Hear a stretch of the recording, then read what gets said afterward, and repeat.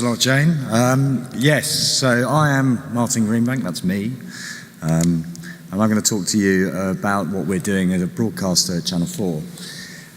For those of you who don't know who Channel 4 are, we're the second largest commercial broadcaster in the UK.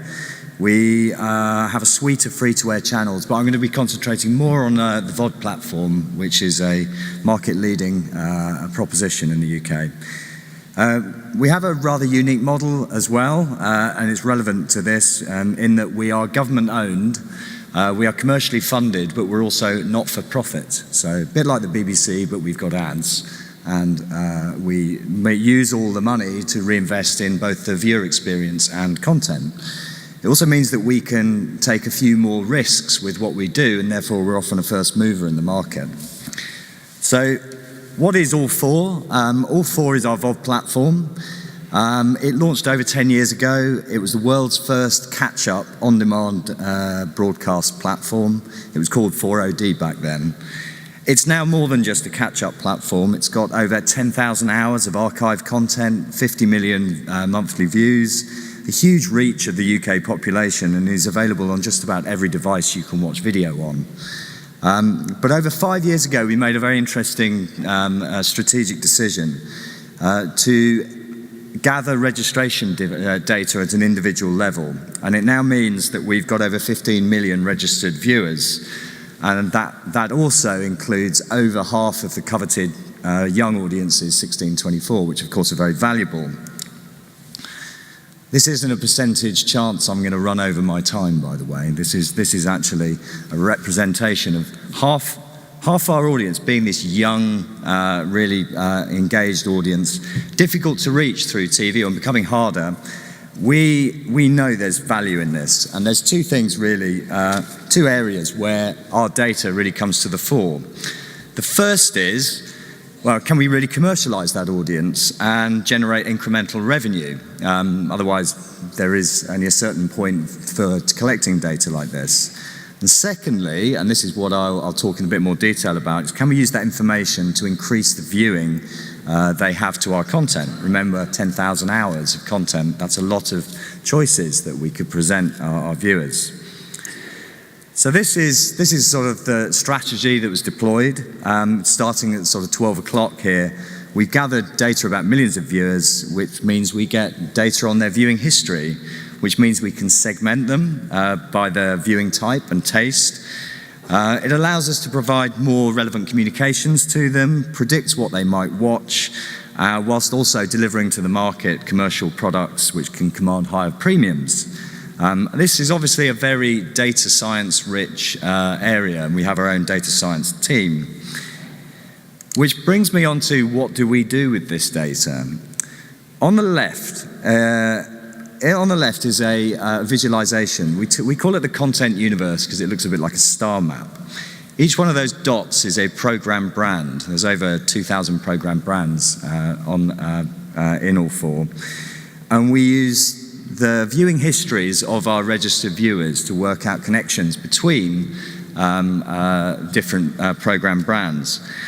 It means that they cluster, a bit like stars, together, and those clusters can tell us about types of viewing. And it doesn't necessarily cluster around genres, which is really interesting. So whilst most of our viewing has been to date on the broadcast catch-up, so these are stuff that's being viewed on the linear channels, which people are just using it almost like a catch-up service. The challenge here is if we can get people to start watching a bit of our archive, then that's going to really increase our viewing. So it's made us look at two approaches to how we do this. The first being recommendations and personalization. So we've developed proprietary algorithms that help surface those programs and content, which also have an element of surprise to them. So the idea of serendipity in TV is still critical. And secondly, we have a viewer segmentation. The first iteration was on the right here. It's called the viewer fandom. But I'm pleased to say we've got a new one, which is based on taste. The hypothesis being here that who you are as a person and your interests are more influential to the programs that you watch rather than your demographics. For example, if you watch a Jamie Oliver program, is it because you're a middle-aged female? Or is it because you have an interest in food and health? If it is because you're interested in food and health, then we can surface a whole load of other types of programming that might be relevant to you because we know what those kind of people watch. So these are now live on our platform, and they present choices to the viewer. They incorporate, importantly, editorial input into this. Algorithms on their own are still not good enough to supersede the quality of human curation, despite what Netflix might tell you. At least not yet, anyway, but we're working on it. So looking through this data, and if you're lucky enough to be able to see All 4 and have the All 4 app, which is only available in the UK, you'll start to see some interesting suggestions of programming that you might not have seen. And that is being determined with a combination of editorial and algorithmic decisioning. As we genuinely move towards 15 million versions of an app, so personalized to each and every one of people. I work in the commercial team. I work with the commercial team and how we extract money out of this. Of course, there are classic ways of getting this, carving up into, we term it the ABC, audience by demographics, behavioral, which is commercially focused interest segments, and contextual, which up until now have been limited to more genre. But really, genre is now moving into contextual moments within the TV content themselves, what advertisers might be interested in what's just happened in screen. This is where our data science team are spending more and more of their time, so not only with the viewer relationship, but also trying to help extract money out of the marketplace. So I guess I'm going to leave you with a final slide here, which is the big challenge that's coming. This is our viewing split for last year. More than 60% of our VOD streams are now on big screen, so this is shared platforms. And of course, data science, the hybrid measurement and getting a signal from basically the VOD and the linear and joining that data up, that is going to be the next sort of level of exciting stuff that's going to happen. So I've just beaten the music, I think. So thank you very much.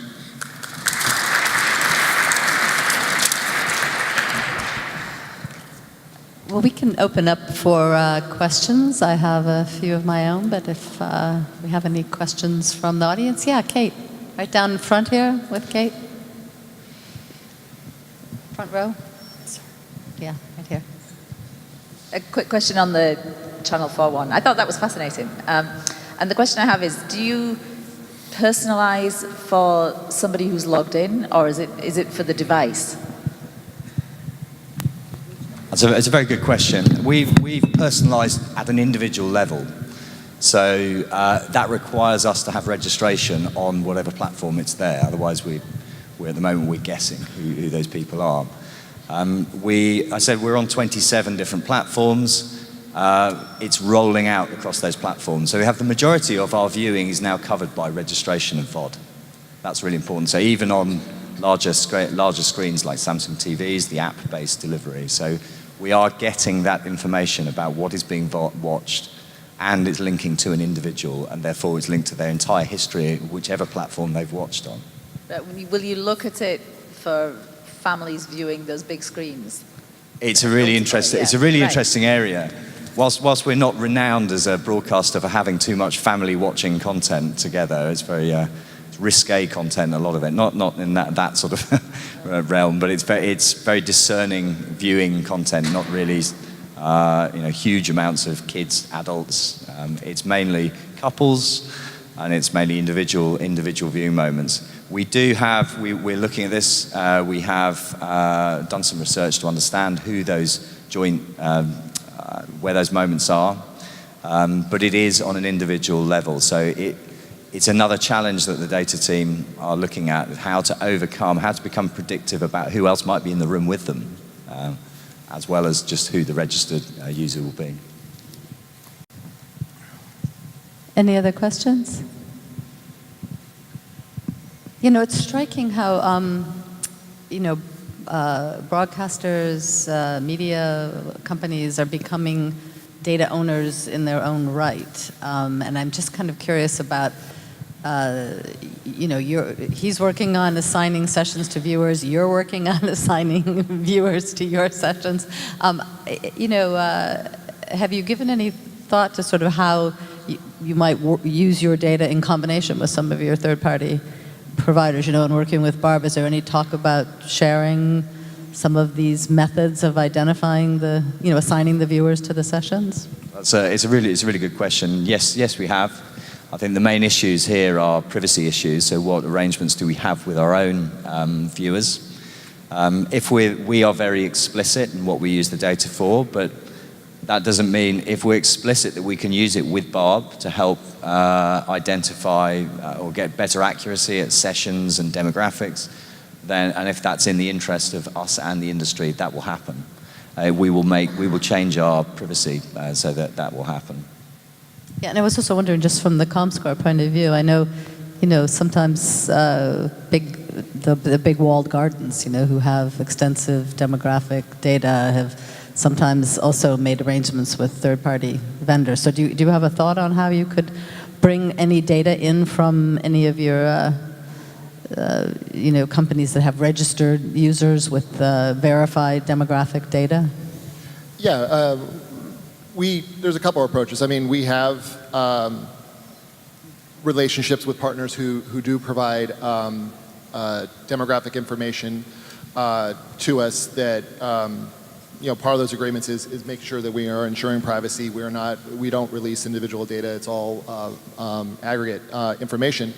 The other aspect of it is, even in those cases where there might still be a reluctance to release ID level information, is with approaches around, you know, calibrating, having that information as far as by event, what does a typical user look like by event for certain aspects, like for a broadcaster or for a particular publisher.